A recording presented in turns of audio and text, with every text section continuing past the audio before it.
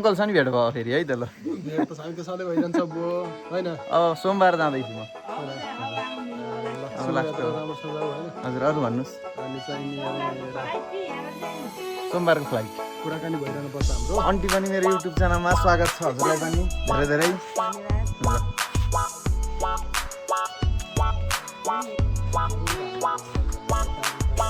यता हाम्रो लाउरेसमा भेट भयो यता हाम्रो जीवन भाइको त कति चाहिँ भएछ जीवनसँग भेट भयो मेरो अब युट्युबमा आउँछ हो युट्युबमा तपाईँ कपडा लाउनेहरू यस्तो राम्रो शरीर अनि कपडाले छोप्नुहुन्छ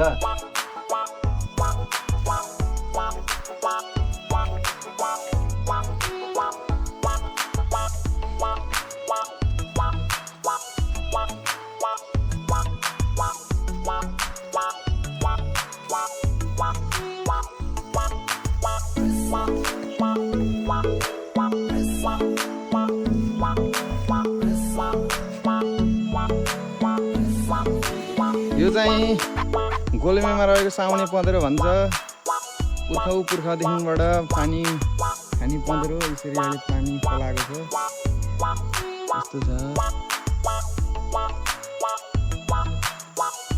यो चाहिँ हामी सानसानामा गाई बाख्रा गोरुहरू चराउन आउने ठाउँ यो पारि हाम्रो खेत भयो यसरी कल कल सङ्लो पानी बगेको छ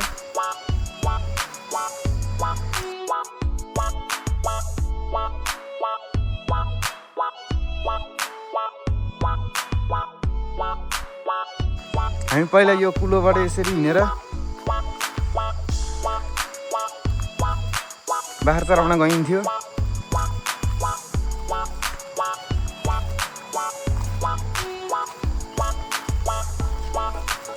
आज म विदेशबाट कोरियाबाट आए पछाडि आफू सानोमा बाल्यकालमा बाख्रा चराउन हिँडेको पौडी खेल्न हिँडेको साथीहरूसँग यो बाटोतिर देख्न मन लागेको भएर म आएको छु यस्तो छ यो कुलोमा पनि काम गर्न कति पटक आइयो यो सिँचाइ गर्ने कुलो हो धानबालीमा मलाई सबैभन्दा लोभ लाग्ने भनेको चाहिँ यो पानी मैले विदेशमा बस्दा धेरै धेरै मिस गर्छु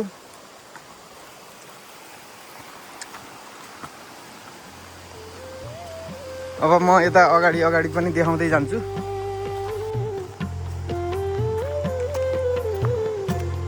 यतातिर चाहिँ यो ठाउँलाई सिंहाले भनिन्छ सिंहालेमा हामी यो ठाउँमा बसेर दैलो मारा खेल्ने तास खेल्ने गरिन्थ्यो बाख्रा यता पारिपट्टितिर लगाउने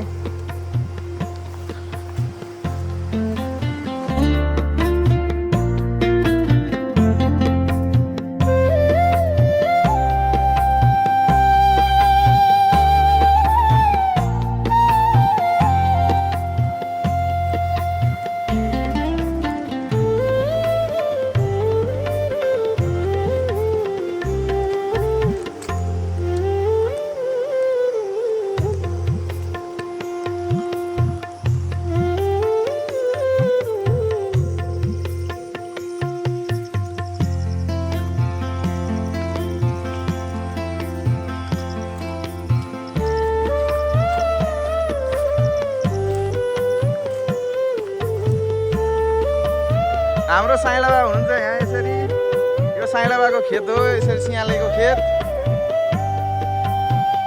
ल अनि यहाँ यो सिंहालेको र भनिन्थ्यो हामीले पहिला मैले यहाँ हामी पौडी खेल्ने साथीहरू सबैलाई सम्झिन चाहन्छु हाम्रो सुसन गालु श्यामु विष्णु दाई अनि किसन दाई सनी म कुशल विशाल लगायत अरू को छुटे पदम जो अहिले बितिसकेका छन् यसरी हामी अरू छुटेका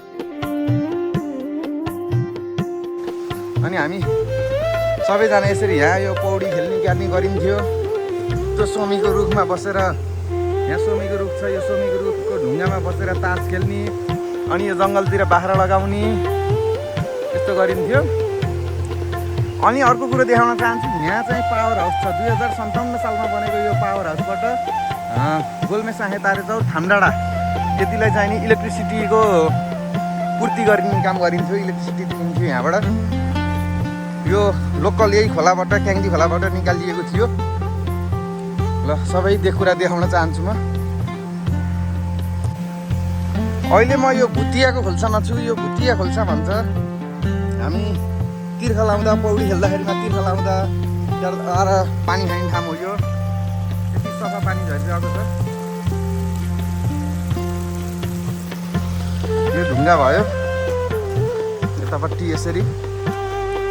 अनि यो चौतारीमा बसेर चाहिँ खाजा खाइन्थ्यो। यहीँ कुखुरा काटेर यहीँ मासु पकाएर खाने, त कहिले चटपट बनाएर खाने गरिन्थ्यो।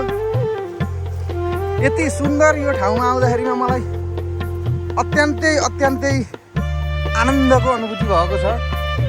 यो खोलामा यहाँनिर पनि माछा मारिन्थ्यो। कति माछा मारियो यो खोलाबाट, यस्तो छ।